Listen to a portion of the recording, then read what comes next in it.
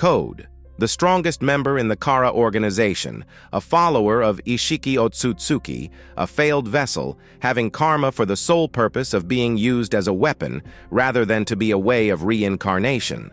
In this video, I will theorize Code's background and his true potential in 2 Blue Vortex. Many people have theorized for Code to be an Uzumaki, thanks to the color of his hair. But that is not enough to prove him being an Uzumaki, as we have seen other people who aren't Uzumaki with red hair. Which is why I will come to my first background theory of why Code is an Uzumaki. As we have seen in the pre-time skip, Code survived the karma ritual, even though he wasn't a suitable vessel.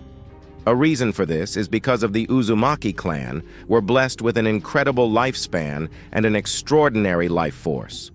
We still don't have any stories or flashbacks that tell us about the Uzumaki's clan and their extinction, but let me give more information. In this panel, Amato says that for whatever reason, he didn't die. This could be a foreshadowing of him being an Uzumaki, as Code is also the only failed vessel that survived the ritual.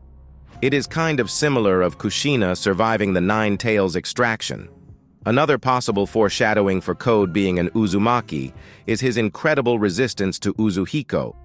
Boruto himself said that he was surprised to see Code standing after using it. My second background theory is that Code is from a clan that we haven't seen yet, but could have ties with the Senju or Uchiha, or even Uzumaki. As we know from the Naruto manga, the Senju and Uzumaki are distant blood relatives. What if Code's clan is also a distant relative to either of these clans, like the Uchiha clan?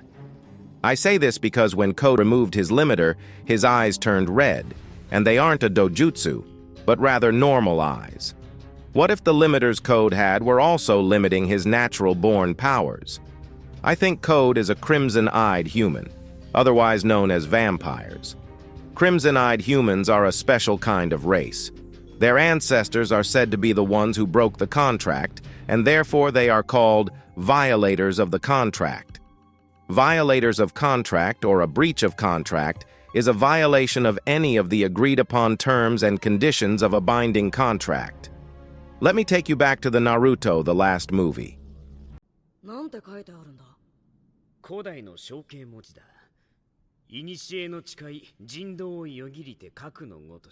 That's something called an oath contract.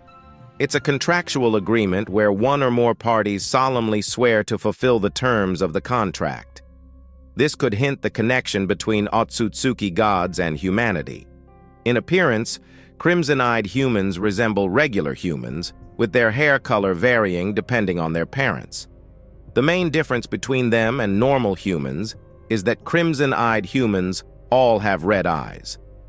After Code had his limiters removed, his eyes changed from green to red, and his hair shifted from red to white, just like a crimson. Crimson vampires possess a range of abilities, including shape-shifting, superhuman strength, immortality, transformation into monstrous forms, necromancy, levitation, witchcraft, and blood manipulation. Code birthed the Shinju using his necromancy and blood manipulation powers. He combined iron from his blood with physical chakra to achieve this. Crimson vampires can manipulate blood to create various weapons, and it's possible that Code could use his claw marks to form weapons like swords, scythes, and daggers. This would be a cool idea if this Crimson clan was created from a combination of the Uzumaki and the Uchiha. I say this because both clan crests are red, and the Uchiha's ocular jutsu, the Sharingan, is also red. And if we look closely to his eyes look like a Sharingan without Tomoe, which can signify a sort of mutation.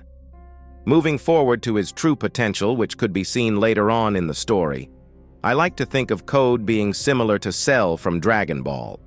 I think Code has not yet unlocked his true power. There is a major clue that makes me think this. It's the claw mark on his forehead. I have the impression that this is the real limiter. We've seen that when Code was young, he was very aggressive and already had better control over his failed karma. At that point in the narrative of Code and Kawaki's backstory, both had inherited a karma. One was the chosen one, and the other was the failure.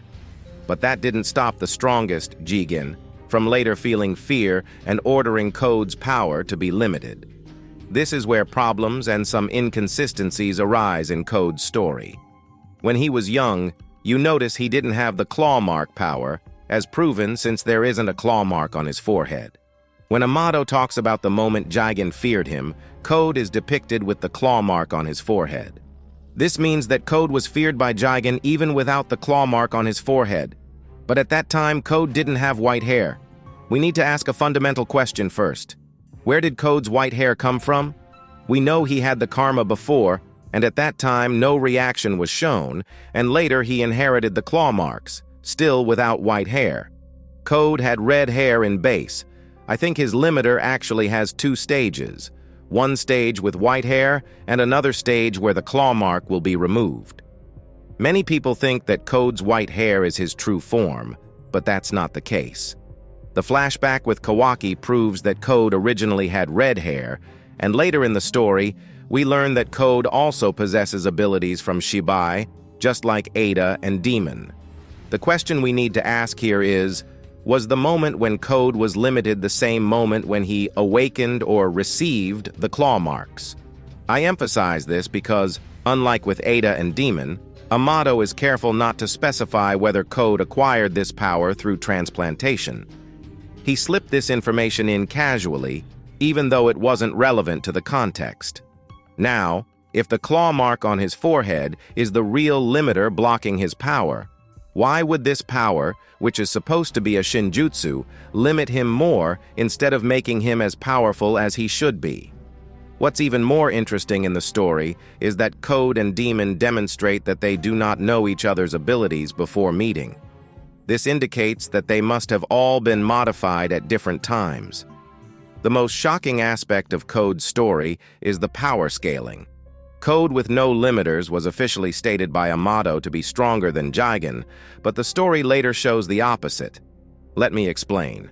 The first time after his power-up, Code gets literally destroyed by Demon. In fact, this could just be a way to highlight Demon's power. Moreover, he himself clearly says and reconfirms that Code seems stronger than Jigen. Where the inconsistency is at its peak is in his fight with a nerfed Sasuke and the time skip with Boruto. If he were as strong as Jigen, why does he struggle more against a nerfed Sasuke than Jigen did against Sasuke and Naruto at their prime, who are supposed to be weaker? If I base it on Demon scaling, I think we can all agree that even Himawari is more powerful than him. But what's very strange is that Mitsuki then states that unlimited Code is very strong, so Kawaki couldn't match with Boruto for that. So, the narrative is going against a statement made by Kishimoto himself. The question is whether Kishimoto is intentionally contradicting what he established for his own character. With all this information, I can gladly say this. Amado only took off an initial stage of the limiter. Behind that claw mark on his forehead, there seems to be a scar there. But what if it's a third eye of some sort? Maybe his true power will reveal that eye. Only time will tell. What did you think about these theories? Leave a comment down below to let me know about your theories. Like and subscribe with post notifications on so you can see more videos like this in the future. Anyways, that's it from me. See you guys next time.